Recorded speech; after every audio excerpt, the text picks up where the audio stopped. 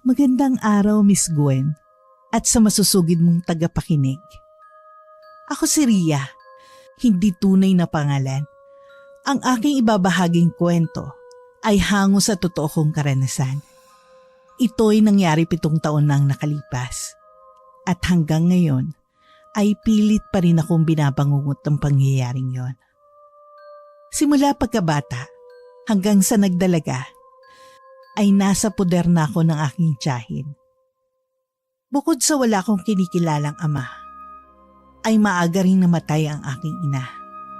Kagaya ng mga napanood nyo sa TV, naranasan ko rin ang abusuhin, maliitin, at gawing katulong.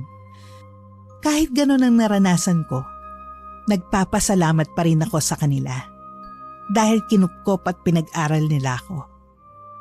Nang makagraduate ako ng high school, naisipan ko na magtrabaho. Nang sa gayon ay makatulong ako sa gastusin sa bahay. Sa dami ng pinagdaanan ko, dumating si Miguel na nagsilbing inspirasyon ko sa buhay.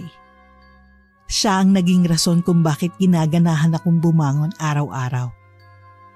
Kasamahan ko siya sa trabaho, naging kaibigan, at kalaunan ay naging kasintahan. Katulad ko, wala na rin siyang ama't ina. Kaya madali kami nagkamabutihan ay dahil may pagkaparehas kami. Bakit ganyan ka kung tumingin sa akin? May dumi ba ako sa mukha? May problema ba? May iniisip lang ako, Ria. Oh, ano ba yun? Makikinig naman ako at baka may maitulong na rin. Wala. Huwag mo na ako pansinin. Sabihin mo na, Miguel. Makikinig naman ako. Kasi Ano ba yun? Huwag mo akong bitinin. pinapauwi kasi ako ng tiyuhin ko na nasa Capiz. Baka matagal akong makabalik dito sa Cebu. Kailan ka eksaktong makakabalik? Di ko rin alam Basta pinapauwi ako. Bukod din doon may aasikasuhin ako. Sa tingin ko 2 buwan ata ako ron. Pero pwede yun na ma-extend. Sasama na lang kaya ako? Hindi pwede. Paano yung trabaho mo? Paano kung mapagalitan ka ng tiyahin mo? Hindi yung magagalit. Basta ako na nang bahala. At saka, matatapos ang kontrata ko sa susunod na linggo. Okay lang ba na sumama ko sa'yo? Oo naman. Sa ganung paraan, hindi na tayo malayo sa isa't isa. Wala pa namang signal doon. Kapag pumayag ang tiyahin mo, sabi mo kagad sa akin para makakuha na rin ako ng 2 ticket para sa atin. Sumama nga ako sa Capiz, Miss Gwen. Nag-away pa kami ng tiyahin ko, mapapayag lang siya. Marami siyang pinagsasabi. Bakit daw ang bilis ko magtiwala sa nobyo ko? Kabago-bago lang daw namin. Pinaintindi ko sa kanya lahat-lahat na mabait na tao si Miguel at may respeto. Isang araw kaming hindi nag-usap ng tiyahin ko pero kalaunan ay pumayag naman. Nang makapagtapos ako ng high school at nakapagtrabaho, medyo gumanda ang pakikitungo nila sa akin lalo na kapag araw ng sahod. Kaya minsan kapag may hinihiling ako sa kanya, ay pinagbibigyan naman ako agad. Habang nakasakay kami ng bus papunta sa probinsya ng tiyuhin niya, hindi ko talaga maiwasang magtanong. Bago lang ako sa Capiz at wala akong alam tungkol sa lugar nila. Nahihilo ko sa biyahe. Malayo pa ba ang probinsya ng tiyuhin mo? Medyo malayo pa. Matulog ka na lang muna. Gigisingin na lang kita kapag nandun na tayo. Nakasakay kami ng bus papunta sa probinsya kung saan nakatira ang tiyuhin ni Miguel. Nakakahilo ang biyahe namin. Sumakay ng barko at pagdaong naman ay agad na sumakay ng bus. Hindi ako sanay sa pagbabiyahe kung kaya medyo naninibago. Nakatulog ako dulot na sobrang pagod. Nagising lamang ako nang maramdaman kong may tumapik sa akin. Sinabi niya na nakarating na kami. Huh? Gising na. Nandito na tayo. Ganun ba? Salamat sa Diyos dahil nakarating din tayo ng ligtas. Napakasarap naman ang tulog ko. Gusto ko na sana magpahinga. Nang makababa kami ng bus, ay nagpauna sa paglalakad si Miguel. Bit-bit ang mga bag na may lamang mga damit at gamit namin. Habang naglalakad kami, napapansin ko mga taong nakakasalubong namin. Kunot-noo ito kung tumingin. At ang iba rin, ay halos patay na kami sa sobrang sama ng tingin na ipinukol sa amin. May iba na nagbubulong-bulungan pa sa gilid habang ang mga mata ay nakatutok sa amin. Hinawakan ni Miguel ang kamay ko, sabay pisil rito. Sa ginawa niya ay medyo gumaan ang pakiramdam ko. Huwag kang kabahan, Ria. Nandito naman ako eh. Nasaan ba banda rito ang bahay ng tsuhi mo? Kanina pa tayo naglalakad, tapos ang masasamang tingin pa ng mga taong sumalubong sa atin. Sumakay na lang kaya tayo ng motor. Huwag mo na lang silang pansinin. Ganyan talaga ang mga tao rito. Kapag may mga bagong salta o dumarayo, pag-uusapan nila. At saka, medyo malapit na naman tayo eh. Magtiis ka na lang muna. Hindi na lamang ako umimik pa at sumunod na lang sa kanya. Kinuha ko sa kanya ang isang bag para kunin ng tubig. Kanina pa ako nagugutom at nauuhaw sa layo ng biyahe. Sa sobrang pagod at pagkahilo sa biyahe, gusto ko na lang humiga sa daan. Nang ibabalik ko na sana sa kanyang bag, ay napausisa ako muli. Bahala na't mainis siya sa kakatanong ko. Mas mabuti nang may alam. Sabi mo malapit na tayo, Miguel. Bakit naglalakad pa rin tayo? May nakatira pa ba sa may unahan? Wala na kasing kabahayan rito at parang kagubatan na to ah. Tumahimik ka na lang muna dyan. Basta malapit na tayo. Sa paglalakad namin, ay nakarating kami sa isang maliit na bayan. Parang mabibilang lang ang mga kabahayan at ang distansya ay malayo sa isa't isa. Halos lahat ng mga bahay ay nakasarado at wala akong taong nakikita. Magandang araw po, Chocolas. Nasaan po si Tia Emma? Pagdating namin, ay agad sumalubong ang matandang lalaki. Maputi na ang buhok, payat at maitim. Kinuha nito ang mga gamit namin at ipinasok sa loob ng bahay. Kakaalis lang. Sabi niya mamamalengke muna siya. Seryosong sagot nito. Nakatayo lamang ito sa may pintuan, habang kami naman ni Miguel ay nasa labas. Nahiya ako kasi parang hindi ako nito nakita. Hindi man lang kami inalok na pumasok o hindi kaya ay umupo. Wala itong imik na naglakad papunta sa likod ng kanilang bahay at pinakain ng mga alagang manok. Medyo nakakadismaya rin dahil kadalasan sa mga nakikilala ko ay bukas palad akong tatanggapin kapag pupunta sa bahay nila. Naninibago lang ako sa pakikitungo nito. Inisip ko na lang na baka mahiyain o hindi ito sanay sa pakikipaghalubilo. Masyado lang yata akong mapanghusga. Ang sama ko naman, lalo na't bago ko pa lang ito nakilala. Pasok na tayo sa loob, Ria, para makapagpahinga ka na rin. Nang sabihin niyo ni Miguel, ay saka lang kami pumasok. Pagpasok ko'y agad kong napansin ang mga nakasaradong bintana. Madilim at medyo nangangamoy langis. Dinala ko ni Miguel sa isang kwarto. Pinagpahinga niya muna ako, habang siya naman ay lumabas ng bahay. Nang siya'y makalabas, sinuyod ko ang kabuuan ng bahay. Malaki ito, gawa sa simento, mahahaba ang kortina, at ang nakapukaw ng atensyon ko ay ang dark red na pintura nila sa buong bahay. Sa unang pagkakataon, ay napun ako ang taste ng kulay na napili ng mga taong nakatira rito. Ano ba namang klaseng bahay ito? Parang naman ang creepy. Nakasarado pang bintana. Kulay pa ng pintura nila ay pula na mas lalong nakakadagdag sa nakakatakot na aura nito. Bulong ko na lamang sa sarili. Hindi ko na lamang pinansin yon at inayos na lamang ang mga damit sa kabinet. Nilinis ko pa ito kasi medyo maalikabok. Ilang minuto rin bago bumalik si Miguel sa kwarto. May dala na itong merienda at nakangiti pa. Okay ka lang ba rito, Ria? Sabihin mo na kapag may kailangan ka, ha? Huwag kang mahihiyang magsabi sa akin. Okay lang naman ako. Napapansin ko lang na sobrang tahimik naman ang lugar na to. Maaga pa kasi. Kadalasan sa mga tao ay nagtatrabaho at ang mga bata naman ay nasa school. Ang iba naman ay lumipat ang tirahan at hindi na bumalik pa. Bakit naman umalis? Sayang, ang lalaki pa naman ng mga bahay dito. Katulad mo, parang natatahimikan na rin sa paligid. Ganun ba? Grabe naman ang lugar na to. Ang layo na nga, ang tahimik pa. Ganyan talaga, masasanay ka rin. Nung nasa Cebu pa pala tayo, binilhan kita ng libro. Nang sa gayon, hindi ka mainip dito. Alam mo na, walang signal eh. Totoo? Salamat. May libro naman ako sa amin. Kaso nakalimutan kong dalhin.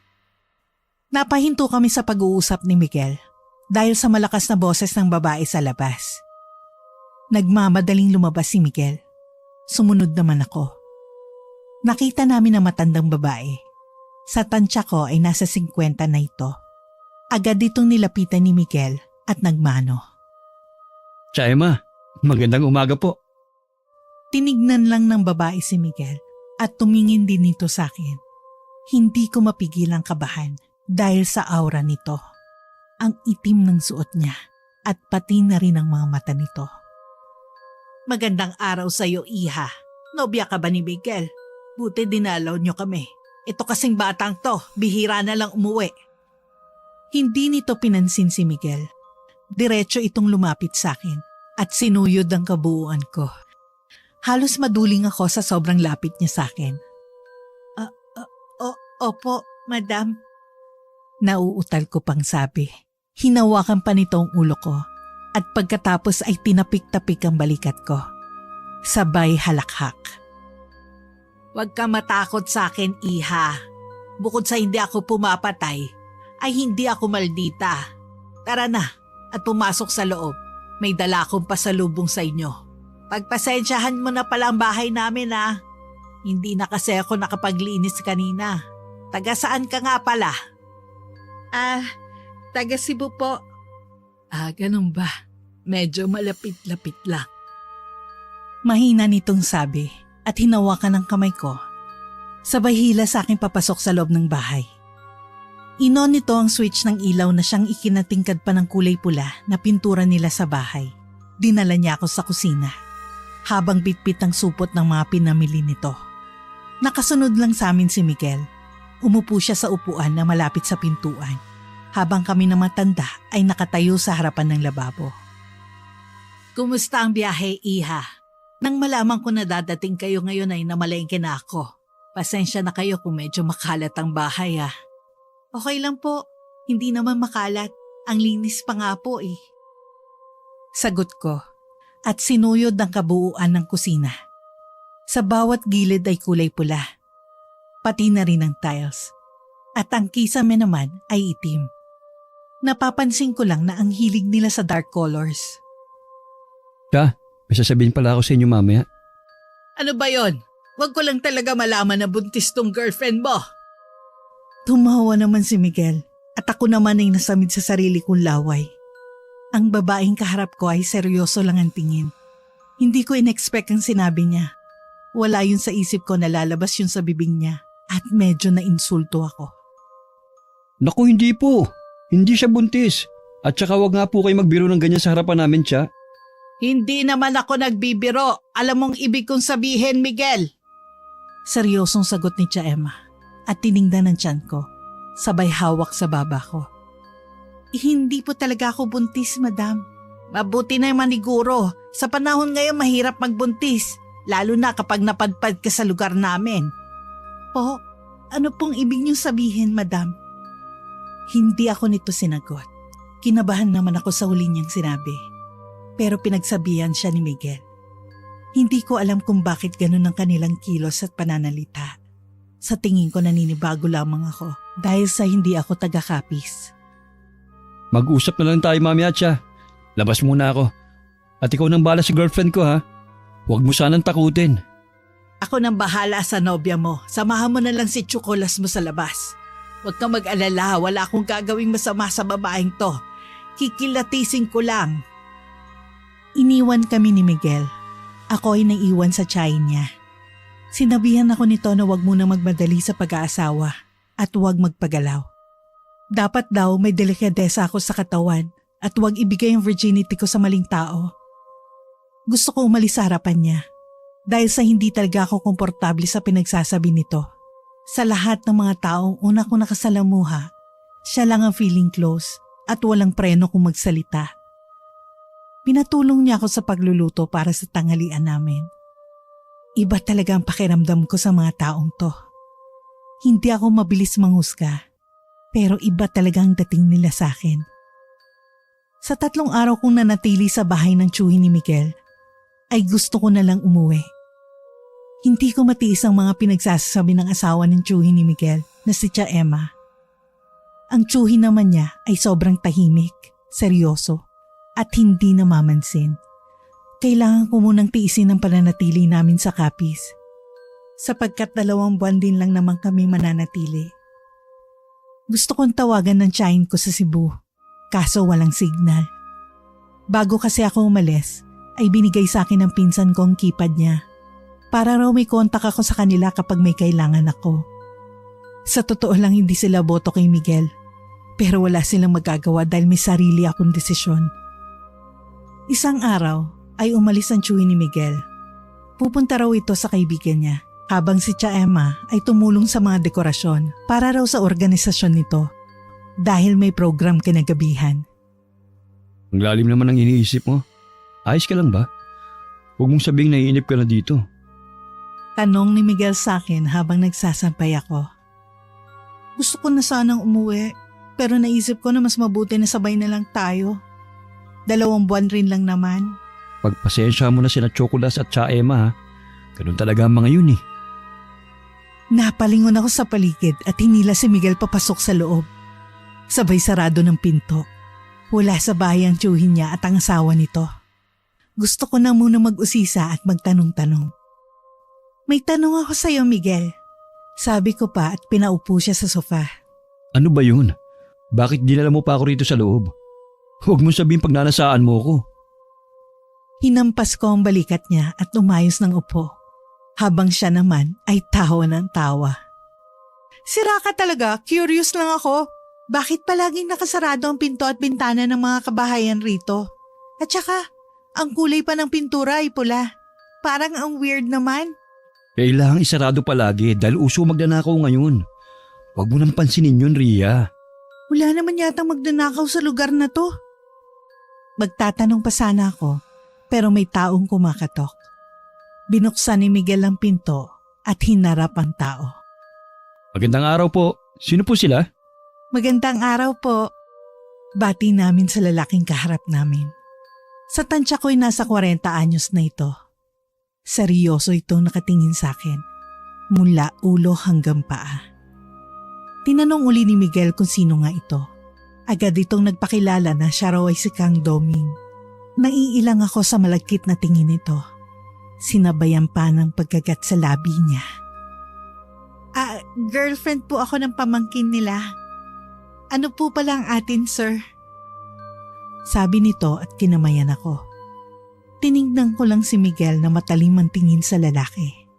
Kung ilalarawan ng lalaki, matangkad, payat, maitim, at medyo manyakis base sa malagkit nitong tingin.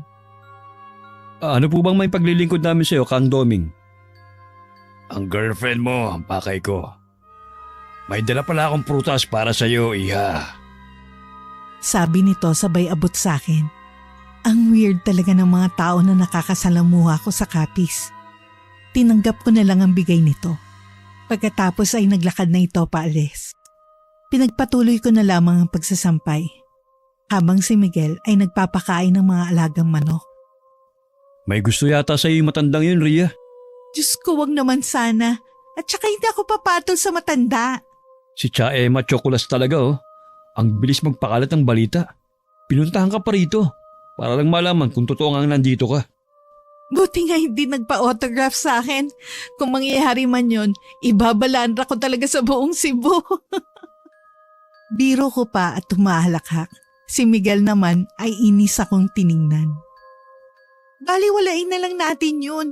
Bakit naman kasi ganun sila makipag-interact sa akin? Nakakapanibago lang. Iba talaga ang mga tao rito. Masasanay ka rin, lalo na't 2 buwan pa tayo rito. Nang hapong yon ay dumating sina Tia Emma at Chocolas. Nakangiti ito nang makita ko. Masasabi ko na grabe ang mood swings nila. Paiba-iba rin ang ugali. May pagtitipon mamayang 8:00 hanggang 12:00. Iimbitahan ka namin, iha. Po, para saan po ang pagtitipon? Para sa organisasyon namin. May pagtitipon kaming ginagawa kapag Martes at Biyernes. Nais ka sana namin isama dahil gusto namin na makilala ka ng mga miyembro ng organisasyon namin. May binibigay rin sila sa mga taong katulad mo na dayo sa lugar namin. Pag-iisipan ko po. Utal na sabi ko. Hindi ko alam kung anong klaseng organisasyon yon. Naguguluhan lang ako kung bakit sobrang gabi ng pagtitipon. Nang gabing yon ay hindi ako sumama at nagpanggap na masakit ang tiyan. Iniwan nila ako sa bahay ng mag-isa. Pumunta sila sa pagtitipon. Habang si Miguel naman ay pumunta sa kaibigan nito na nasa kabilang lungsod. Naising ko man sumama sa kanya ay hindi ito pumayag dahil puro lalaki lang daw sila roon. Mahihirapan lang daw ako, maiinip at baka mabastos na rin. Dahil sa wala akong pinagkakaabalahan, naisip kong libutin ang buong sulok ng bahay. Naligo muna ako para na rin maalis ang mga dumi sa katawan ko. Pagkatapos ay naisipan kong pumasok sa kwarto na bakante, kung saan palagi ko naririnig si Tia Emma na parang may ibinubulong sa hangin. Pagpasok ko ay agad bumungad sa akin na madilim at amoy langis. Ginamit ko ang keypad ng cellphone para gawing flashlight. Pinindot ko ang switch malapit sa may pintuan. Nang lumiwanag ay agad nagsitayuan ang balahibo ko. Sa dingding ay maraming nakadikit na mga drawing kung saan isang ulo ng tao na may sungay. Sa kisame ay may nakaukit na malaking bilog na may isang mata sa gitna kung saan umiiyak ng dugo. Ang nakaagaw ng atensyon ko ay ang nakabaliktad na krus na nakasabit. Agad kong sinarado ang pintuan at bumalik sa kwarto ko. Ano ba talaga sila? Sana hindi tama ang iniisip ko. Diyos ko, tulungan niyo ako. Sana hindi talaga ako sumama rito. Bulong ko na lamang sa sarili. Gising ako nang dumating ang mag-asawa. Para pa itong nag-aaway.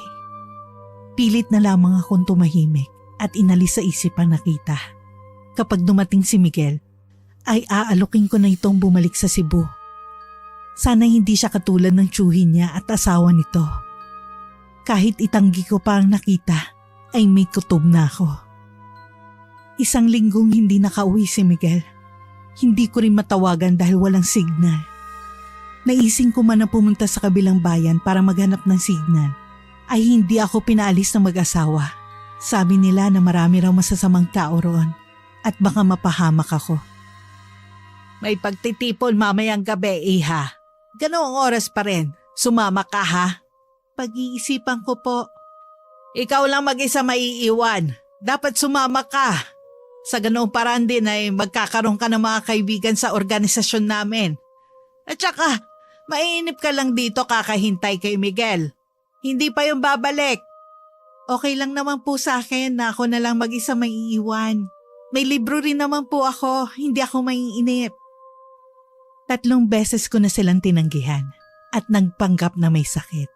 Ang pagtitipon ng organisasyon nila ay tuwing Biyernes at Martes, alas 8 hanggang alas 12 ng gabi. Palagi akong inaalok ng mag-asawa. Ngunit may masama akong kutob kaya gumagawa ako ng paraan para hindi makapunta. Bukod sa hindi ako makaalis, ay para rin akong binabantayan ng mag-asawa. Maidagdag na rin na hindi ko alam ang daan paalis at hindi ko kabisado ang pasikot-sikot sa malagubat na lugar. Kung tatakas man ako, tiyak na mapapahamak lang ako. Isang araw, pumunta sa bahay si Kang Doming. Hindi pa rin umuwi si Miguel. Wala na akong balita rito. Si Tia Emma at ako lang ang nasa bahay. Bukod sa pagbabasa ng libro, paglilinis at paglalaba, ay wala na akong ibang pinagkakaabalahan. Malakas na kumatok si Kang Doming at galit na isinigaw ang pangalan ni Chocolas. Kulas! Kulas! Lumabas ka! Nasa kwarto ako nagbabasa ng libro nang sumigaw ito. Si Tia Emang lumabas at kumausap rito. Sinarado nito ng malakas ang pinto na ikinagulat ko. Sa tingin ko ay may problema sila. O kung hindi ay wala sa mood. Sabi nila curiosity kills. Kaya lumabas ako sa kwarto at lumapit sa may pintuan. Inilapit ko ang tenga at nakinig sa pag-uusap. Mas mabuti na rin na makinig at mag-usisa. Sa ganoong paraan din kasi, malalaman ko kung may masama bang hangarin ng mga tao sa paligid ko. Wala rito si Kulas. Sa susunod na araw pa yung babalik. Dahil may inaasikaso para sa organisasyon natin. Gusto kong malaman kung bakit ang tagal ng pinapagawa ko sa inyo. Ano ba ang rason kung bakit hindi nyo man lang madala ang dalagang yon? Pagkarinig ko pa lang sa salitang dalaga, ay bigla akong kinabahan. Pasensya na. Maipapangako namin na madadala siya sa ikatlong Biyernes ngayong buwan. Kapag hindi nyo siya nadala, kayo ang sisigilin ko. Kailangan kong binyagan yan bago gawin ang plano natin. Maraming tanong ang nabuo sa isip ko.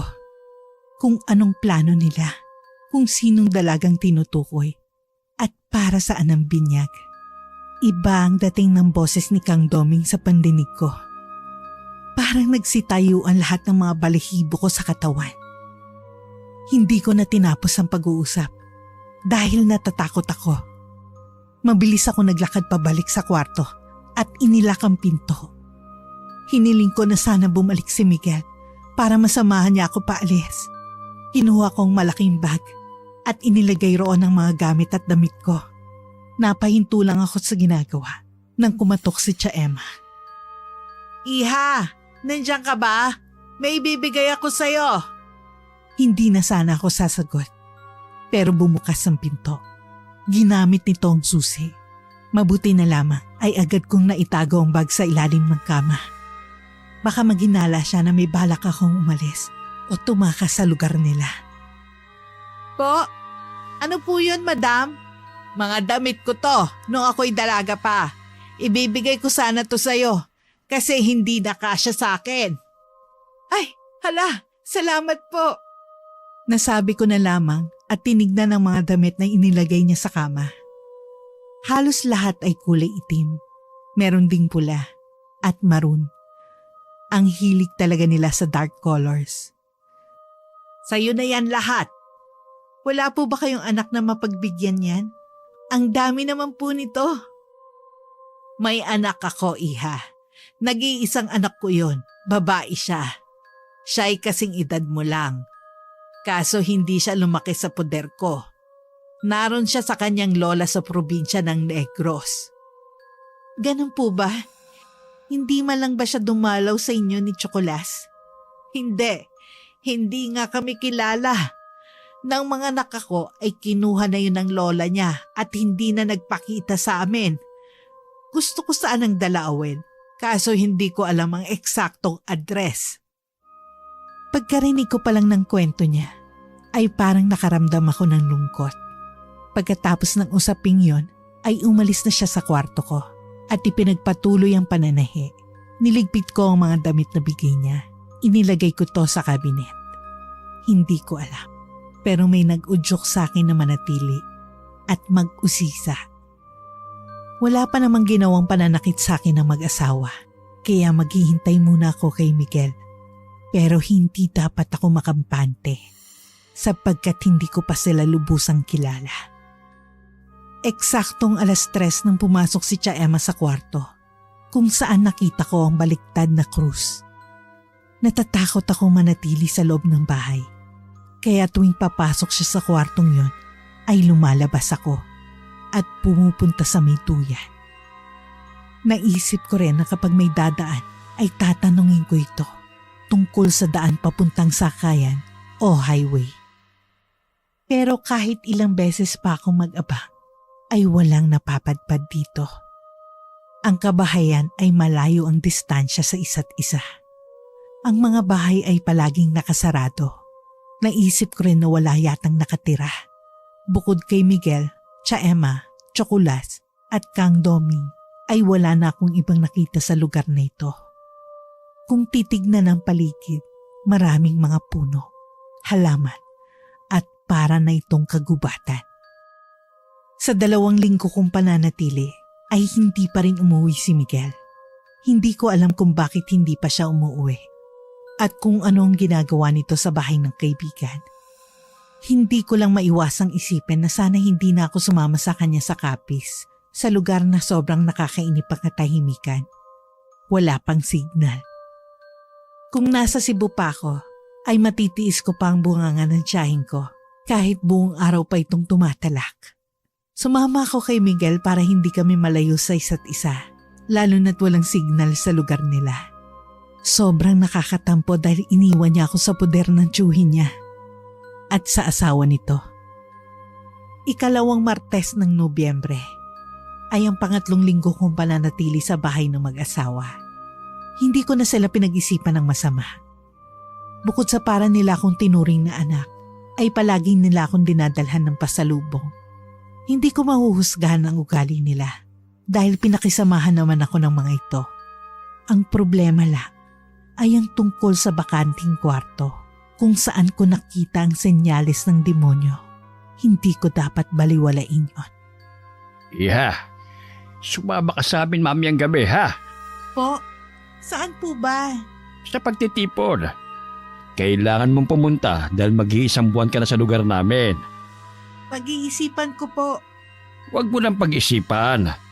Dahil isasama ka namin sa ayaw at sa gusto mo. Hindi ka namin hahayaang mag-isa rito dahil uso na ngayon ang aakyat bahay. Baka mapahama ka. Sabi nito sa akin, sabay bigay ng mangga at siopaw. Araw-araw nila akong dinadalhan ng pasalubong. Sa 3 linggo kong pananatili sa poder nila, naramdaman ko na may magulang ako. Hindi man ako naging kampante dahil sa kwartong may baliktad na krus.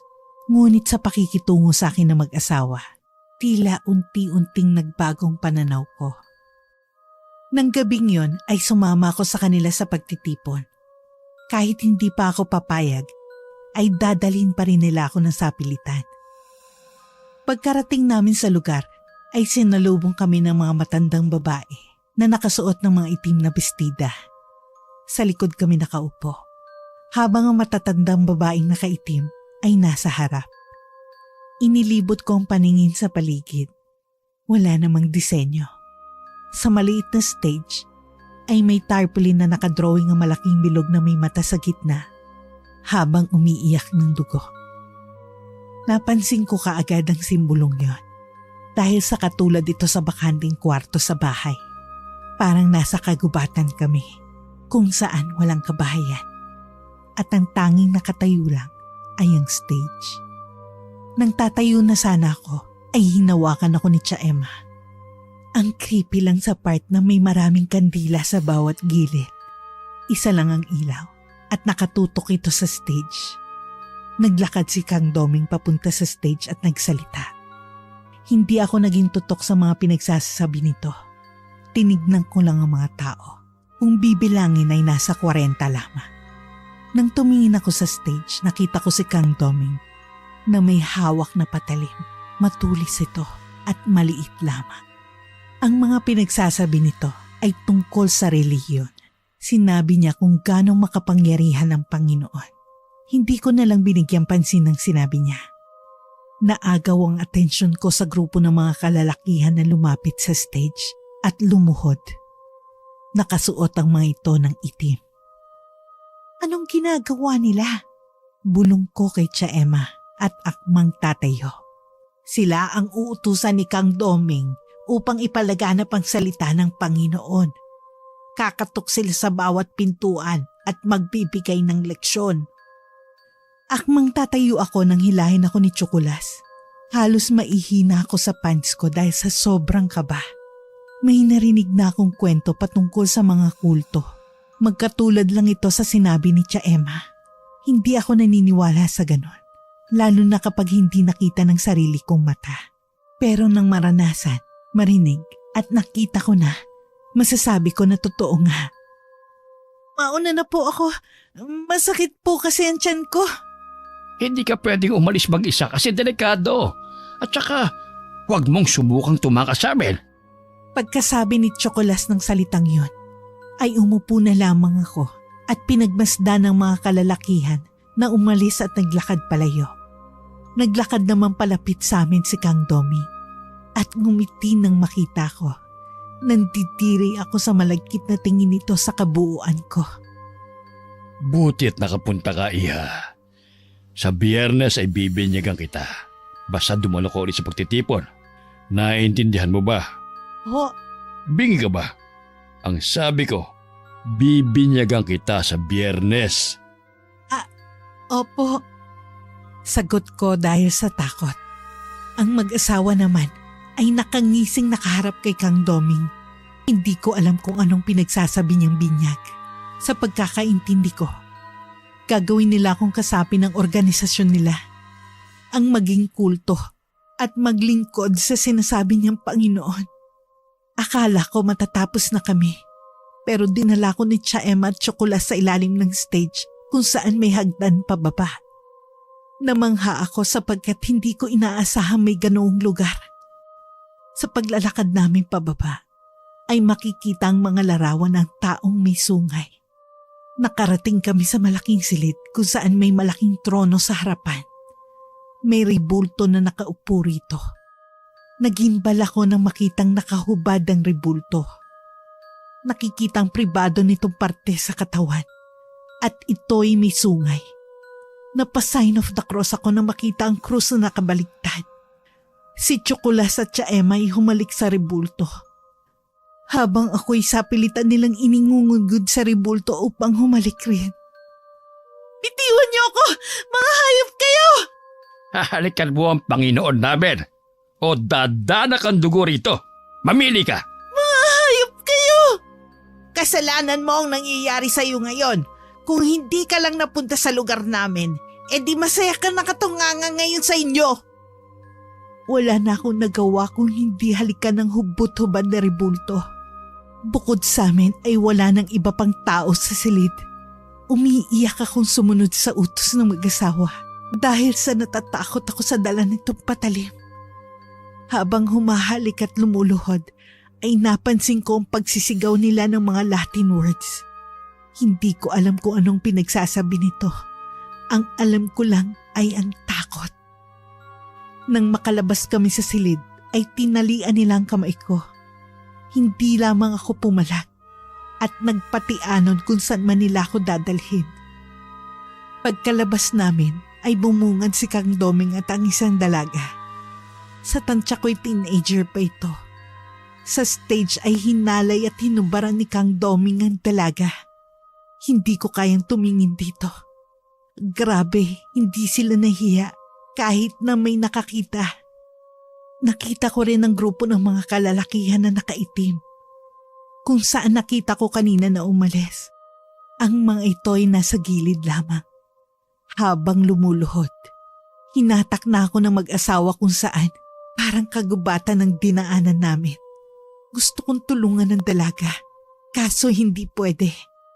Wala akong lakas at bukod pa ron ay may hawak ng mga patalimang bawat isa. Bitiwan niyo ako! Sigaw ko nang halos kinakaladkad na ako ng mga ito. Nakatali ang mga kamay ko, kaya hindi ko kayang manlaban. Tumahimik ka! Kapag napuno ako sa iyong babae ka, nako, pinapakain ka namin sa bahay. Binibilhan ng pasalubong. At iniintindi. Dapat suklayan mo ang mga ginagawa namin sa'yo. Pagod na ako makipagplastikan sa'yo, babae ka. Kaya sundin mo ang mga utos namin. Mga demonyo kayo. Paalisin niyo na ako, parang awa niyo na. Hagulgol ko na lamang dahil itinulak ako ni Chocolate sa may damuhan. Sa Biyernes ang binyag mo. Huwag kang magtatangang tumakas sa amin. Kapag ginawa mo yon, ay mapapahamak ang pamilya mo sa Cebu. Bigla akong kinabahan sa banta nito. Kung pwede lang ako maglaho sa madilim na kagubatan na yon, ay matagal ko nang ginawa. Akala ko mabuti silang tao.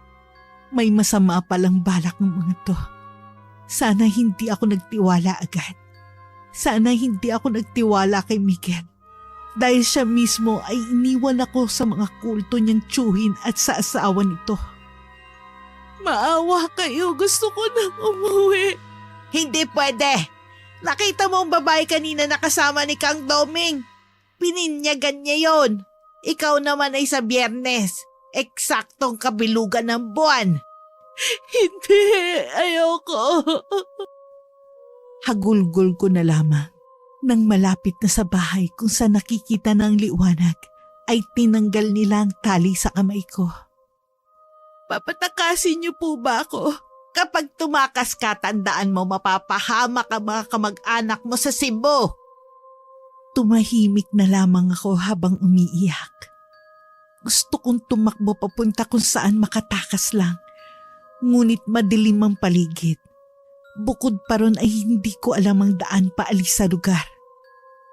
Nang makapasok kami sa bahay, ay hinatid nila ako sa kwarto. Habang nakatutok pa rin ng patalim sa tagiliran ko. Kapag nakauwi si Miguel, wala kang sasabihin, ha? Naiintindihan mo? Tara na, Kulas. Hindi yan tatakas, subukan lang niya. Apat dadanak talaga ang dugo. Iniwan na nila ako.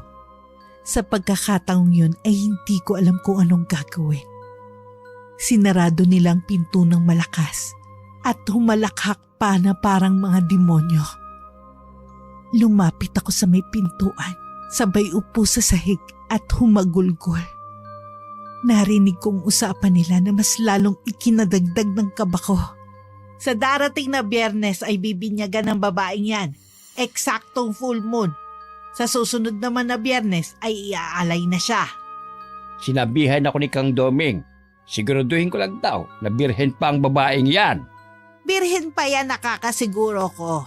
Sa katawan at kulay pa lang nito ay alam ko na. Sigurado ka bang hindi pa yan nagalaw ni Miguel? O baka kaya'y may nakatalik na yun noon?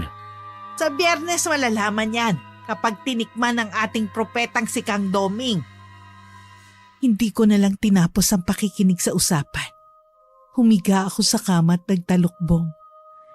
Hindi ko talagang inaakalang mangyayari sa akin ng katulad ng mga nakikita ko sa MMK. Wish ko lang at magpakailanman. Nababasa ko rin sa internet ang tungkol sa kulto. Kumakatok raw ito sa mga pintuan 10 oras ng gabi. Hindi ako naniniwala sa mga ganon. Pero sa nangyayari ay parang gusto ko na lang mag-time travel kung saan okay pa lahat. Natatakot ako sa kahinatnan kapag tumakas ako. Ayaw kong mapahamak sila siya at ang mga pinsan ko. Hindi man nila ako tinuring ng mabuti noon. Pero ayaw ko namang may mangyaring masama sa kanila. Iyak lang ako ng iyak. Hindi ako makatulog sa mga pangyayari. Naalimpungatan ako nang mapansin kong may nakaupo sa kama. Gulat akong tumayo at binalot ang sarili ng kumot. Lumayo ka sa akin! Hindi ito nagsalita, ngunit ito'y humalakhak lamang. Napatingin ako sa taong lumapit sa akin. Sa sobrang gulat ko, ay bigla akong humagulgol at niyakap siya. Maawa ka, ay uwi mo na ako sa amin! Oh, bakit? At saka, huwag kang umiyak. Namiss mo naman ata ako ng sobra, no? Ilayo mo na ako rito, maawa ka, Miguel. Ano nangyayari sa'yo? Nandito na naman ako eh. Pasensya mo na kung matagal akong nakabalik. May inaasikaso lang ako. Nasaan ang chewin na tiyahin mo? Nandun sa labas. Bakit ka pala umiiyak? Ilayo mo na ako rito. Sasabihin ko na sanang ilayo ako nito dahil may masamang balak ang tiyuhin niya at asawa nito sa akin. Hindi na lang ako nagsalita pa dahil nakita ko si Tia Emma na nakasilip sa may pintuan habang nilalakihan ako ng mata. Alam ko na sa oras na magsumbong ako ay may masamang mangyayari sa akin. Ano nga? Bakit ka nagkakaganyan? Nandito na naman ako. Tumahan ka na.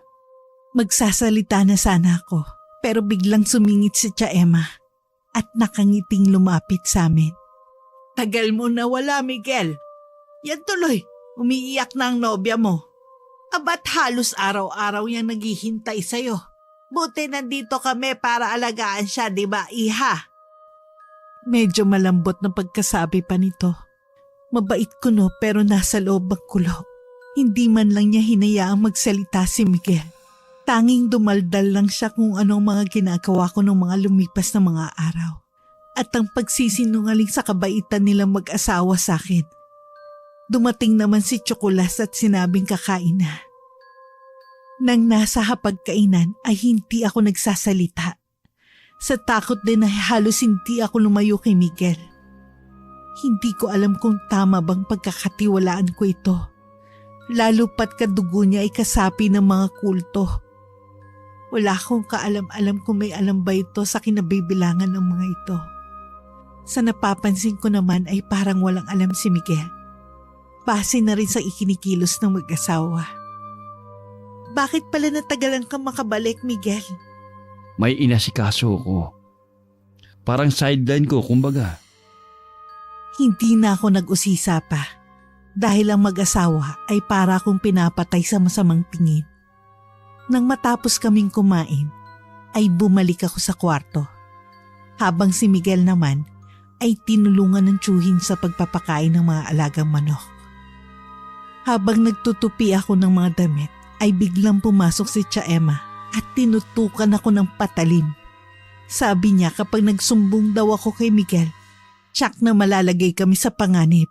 Sinabi niya na sobrang makapangyarihan ng kanilang Panginoon. Pinilit kong tumahimik at tanging tangulang ang sagot.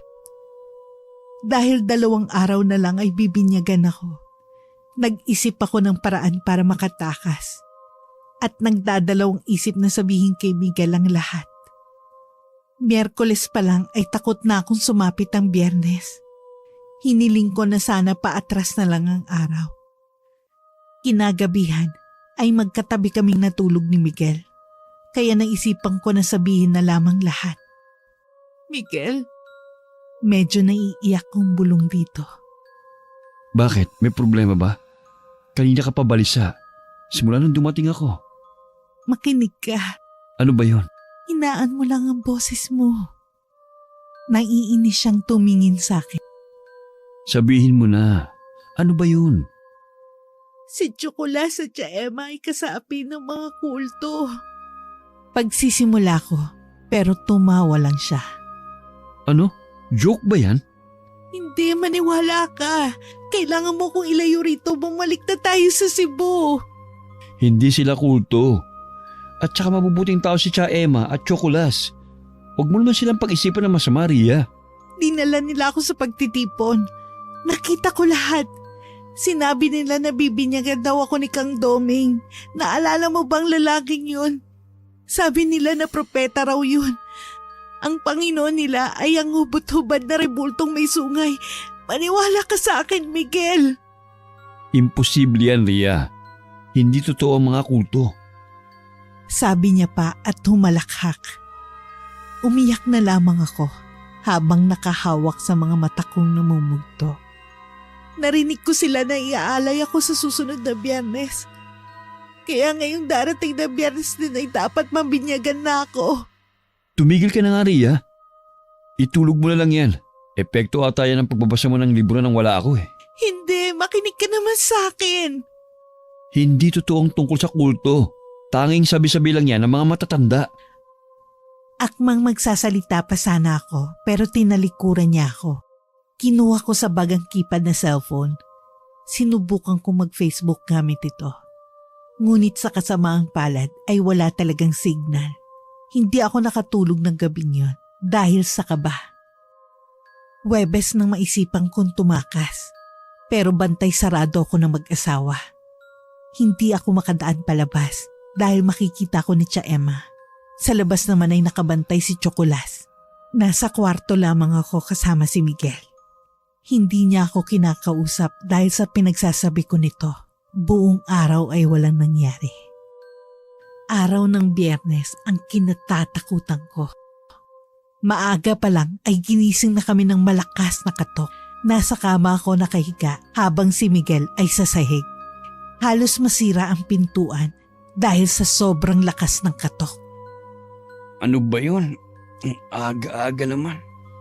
Sabi pa ni Miguel habang kinukusot ang mga mata. Tumayo ako sabay lapit sa kanya. Natatakot ako, Miguel.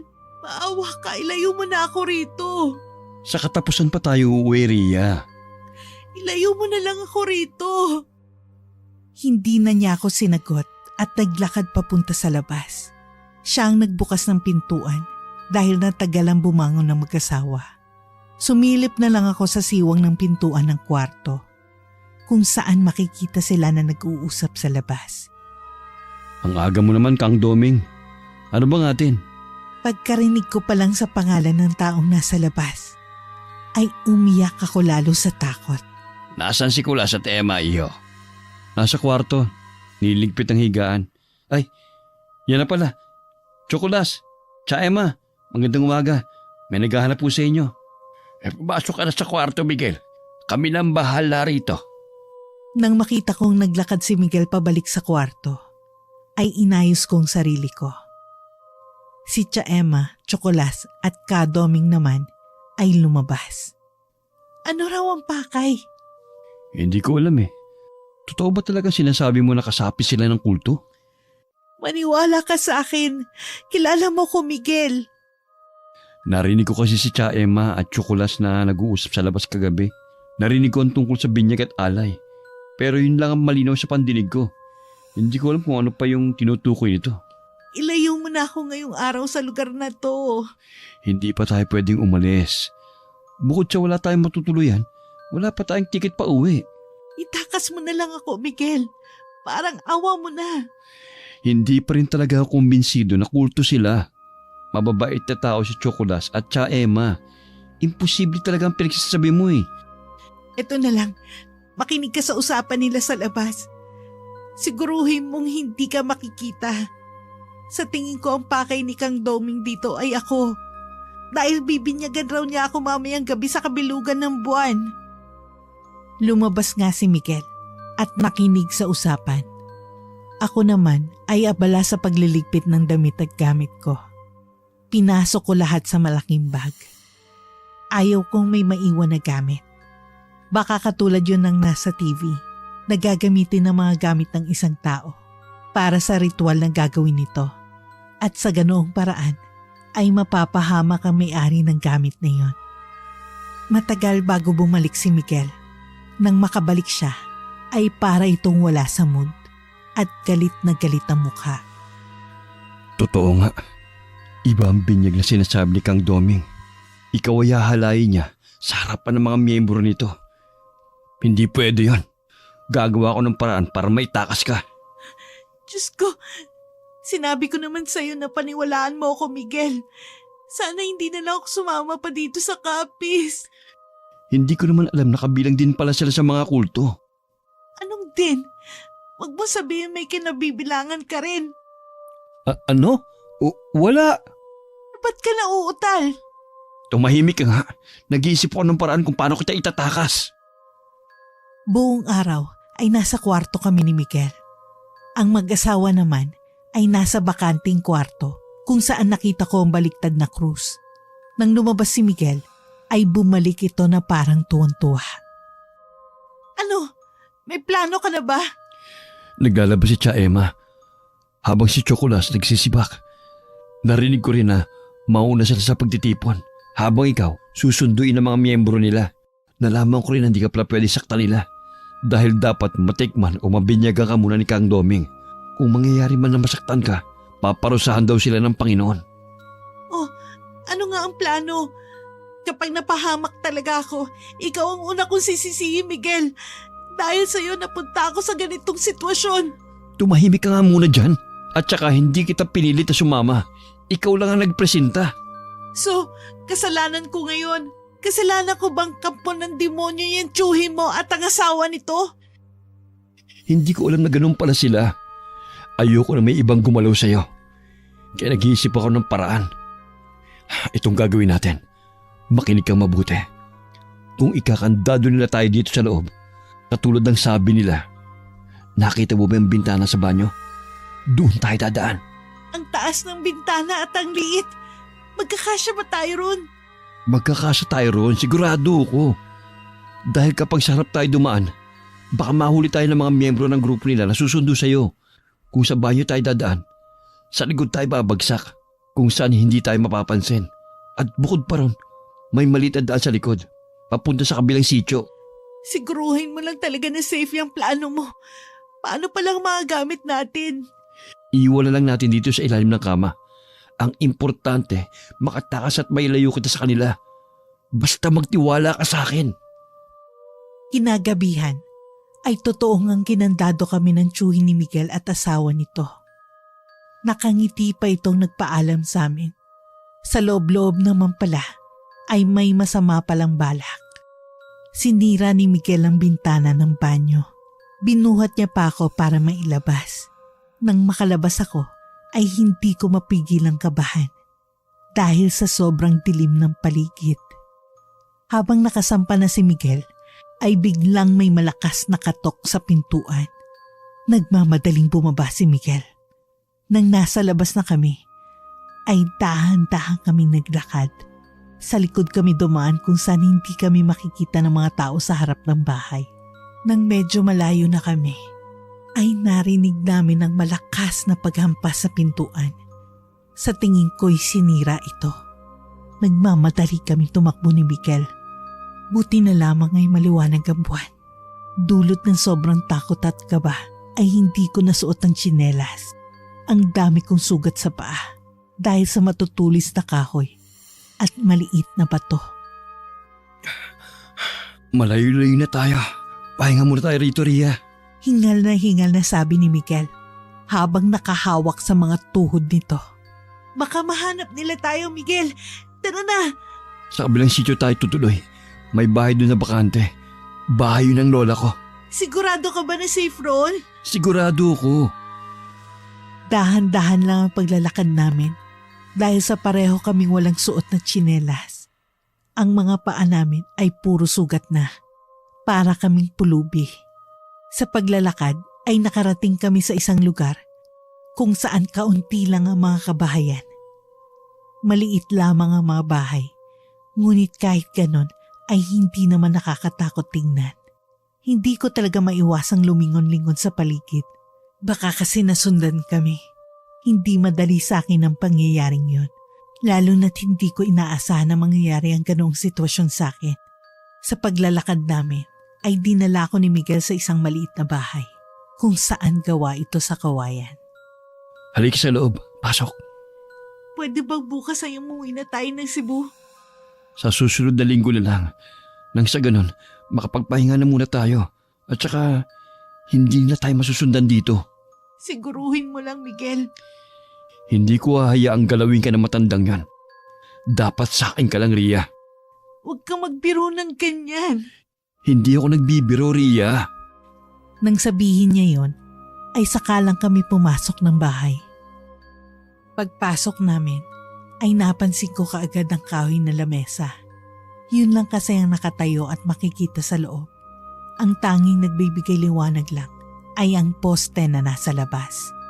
Sa sobrang pagod ay nakatulog kami sa sahig, nagawa rin sa kawayan. Kinabukasan ay nagising ako sa ingay na nagmumula sa labas. Ginising ko si Miguel para sabihin sa kanya na umaga na. Makikita sa bukas na bintana ang mga taong nagsisidaanan sa labas. Miguel, gumising ka na riyan. Oh, bakit ba? Bumangon ka na riyan. Maaga pa naman ah. Kaya na. Pagod ako eh. Anira ka talaga oh. Gusto ko pang matulog. Papatayin mo ba ako sa gutom? Ang okay mo naman, babae ka. Ano? Uy, sabing bumangon ka na riyan eh. Oo na, nakakainis ka naman eh. Saan dito may tindahan? Sama mo ko, bibili tayo ng bigas at ulam. Buti na lang talaga nadala ko ang pera bago tayo tumakas. Nangihinayang nga lang ako sa keypad na cellphone. Nahulog ata nung pagbaba ko sa bintana ng CR. Dala rin naman ako ng pera eh. Huwag kang mag-alala. At saka, ako nang bahalang bumili ng bigas at ulam. Maiwan ka na lang dito. Sasama ko, natatakot ako rito eh. Dito ko na lang. Makita ka ng mga kakilala o miyembro ng grupo ni na Chocolas at Cha Emma. Delikado lumabas at saka hindi mapagkakatiwalaan ng mga tao rito. Huwag mo hayaang makita kanila. O sige, pakibilhan din pala ako ng damit. Basta huwag kang lalabas ha. Oo nga, paulit-ulit ka naman eh. Nang makaalis na si Miguel ay nilinis ko ang buong bahay. Marami kasing alikabok pero kahit ganon, maayos pa naman ang bahay. Sinunod ko ang sabi niya na huwag lumabas at huwag magpakita sa mga tao. Iwas na lang din daw. Matagal bago nakabalik si Miguel. Sa tansya ko'y 5 oras siyang nawala. Pagkabalik naman niya ay may dala na siyang pagkain, bigas, tubig, damit at iba pang magagamit namin. Sa loob ng 3 araw ay hindi ko maiwasang magtanong at mag-usisa. Minsan kasi nagigising ako sa kalagitnaan ng gabi. Wala na pala ito sa tabi ko. Medyo kinutuban na ako pero pilit na lang akong tumahimik. Saan ka ba galing kagabi? Baka iniisip mong hindi ko alam na nawawala ka tuwing gabi. Pagsasalita ko habang naghuhugas ng pinggan. May inasikaso lang ako. Huwag ngayon, Rhea, pagod ako. Ano? Kailangan ba talaga 10 oras ng gabi, Miguel? Pwede bang tumahimik ka na lang? Ang dami mong tanong nakakainis. Buti nga lang at nagtanong lang ako. Hindi ako nagrereklamo sa pinagagawa mo sa akin. Hindi ako lumabas ng bahay, tulad ng sabi mo. Pero hanggang kailan? Gusto ko na umuwi, Miguel. Buti sana kung ang inaasikaso mo ay pagkuha ng tiket para sa atin. Tumahimik ka nga. Matagal na ako nagtitimpi sa'yo, Rhea. Buti nga niligtas kita eh. Kung hindi ko ginawa yun, matagal ka na naglupasay dun. Ano? So nanunumbat ka? Obligasyon mo ko habang nandito pa tayo sa Capiz. Huwag mo kong sumbat-sumbatan kasi ikaw ang dahilan kung bakit muntik malagay sa panganib ang buhay ko. Kung hindi lang ako sumama sa'yo, di sana masaya ako ngayon sa buhay ko sa Cebu. Ikaw ang dahilan ng paghihirap ko, Miguel. Hindi na siya sumagot at nilayasan ako. Hindi ko alam kung saan siya pumunta. 2 araw siyang hindi nakauwi. Medyo nawala na rin ang kaba ko sa tiyuhin ni Miguel at sa asawa nito sa lumipas na araw.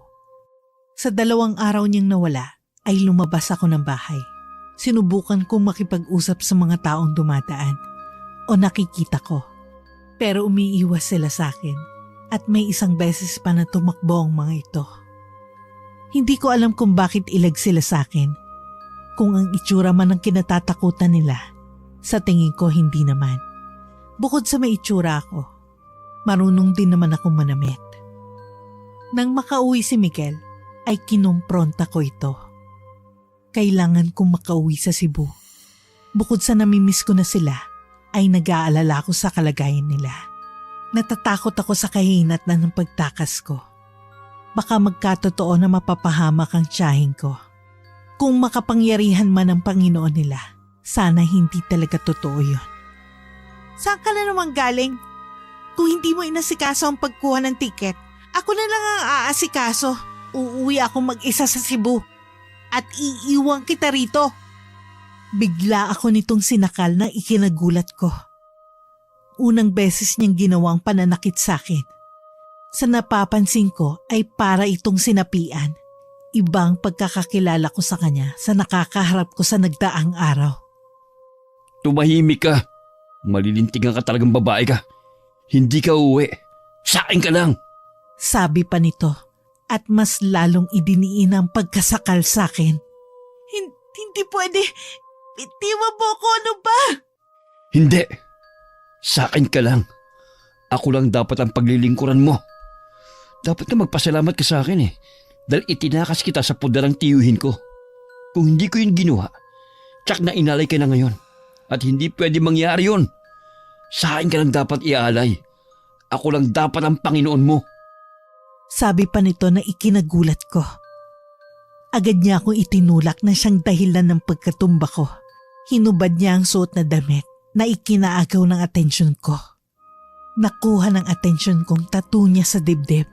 Ito ay 666. Naalala kong mga narinig ko sa radyo. Patungkol sa 666. Kung saan sila'y sumasamba sa demonyo. O sabihin na lang natin ng mga kulto. Akmang tatakbo ko papunta sa labas. Pero naharangan niya ako. Agad niya akong pinatungan na mas lalo kong ikinahagulgol. Tumigil ka na! Paalisin mo na ako, Miguel! Tumahimik ka! Hindi ka aalis. At walang aalis. Naintindihan mo? Ako ang Panginoon. Kaya dapat paglingkuran mo ko. Sa akin ka lang, Rhea. Sigaw nito at sinampal ako ng napakalakas. Hindi ko talaga maisip ng nobyo kong mabait at marespeto ay biglang nagbago at naging demonyo. Iyak lamang ako ng iyak habang ito'y abala sa pangahalay sa akin. Pilit ko itong tinulak pero hindi kaya ng lakas ko. Buti na lamang ay nahawakan ko ang botelya ng beer. Hinampas ko yun sa kanya na dahilan ng ikinadugo ng ulo nito. Bumalik ka rito, Ria.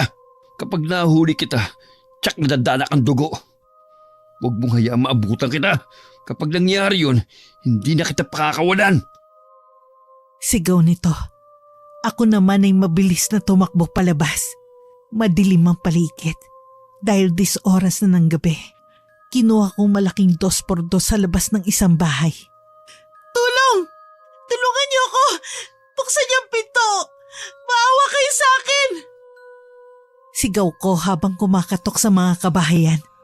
Kahit isa'y walang nagbukas, kaya lalo akong naiyak. Tumakbo lamang ako ng tumakbo. Nadaanan ko muli ang parang gubat, pero iba dahil nakikita ko na ang mga kotse sa may unahan. Napalingon ako sa likuran nang makita kong nakasunod si Miguel. Nagtago ako sa likod ng malaking puno at umupo ako rito. Pilit ikinukubli ang sarili sa damit at sa mga halaman. Di ka makakataka sa akin, Ria. Lumabas ka na riyan. Alam ko kung saan nakatirang tiyahin mo sa Cebu. Kaya kung ako sir, lumabas ka na. Dahil kung hindi, mapapahamak talaga sila. Mahabang litanya nito. Hindi ako lumabas. Hindi man ako ganun kamakadiyos, pero kailangan ko magtiwala sa Panginoon ko. Ang Panginoon ko na may hangaring mabuti. Hindi ako gumalaw sa takot na mahuli. Nang mapadaan ito sa pinagtataguan ko, ay mas lalo akong kinabahan. Kaya hinawakan ko na lang ng mahigpit ang 2x2 na hawak ko. Ihahatid na kita sa Cebu, Ria. Lumabas ka na. Huwag ka matakot sa akin. Mabait naman ako eh. Napuno lang ako dahil sa pagbubunganga mo. Hindi lang ako umimik hanggang sa nawala na to sa paningin ko. Nang maramdaman kong wala na talaga, ay tumakbo ko papunta sa kalsada. Maraming dumadaan na kotse, kaya pumara ako. Kahit isa ay walang huminto. Nagulat na lamang ako nang may humawak sa braso ko. Huli ka! Sa akin ka lang! Hindi ka pwedeng umuwi, Ria! Tulong! Tulong, bitiwan mo ako! Sabi ko pa, at hinampas ko ito ng 2x2. Hindi yun tinablan. Tinakpan pa nito ang bibig ko at hinila ko pabalik sa kung saan kami galing. Siniko ko ito, sabay kagat sa kamay nito. Nang mabitawan ako ni Miguel, ay mabilis akong tumakbo. Wala akong suot na tsinelas kaya mas lalong nagdurugo ang mga sugat ko sa paa.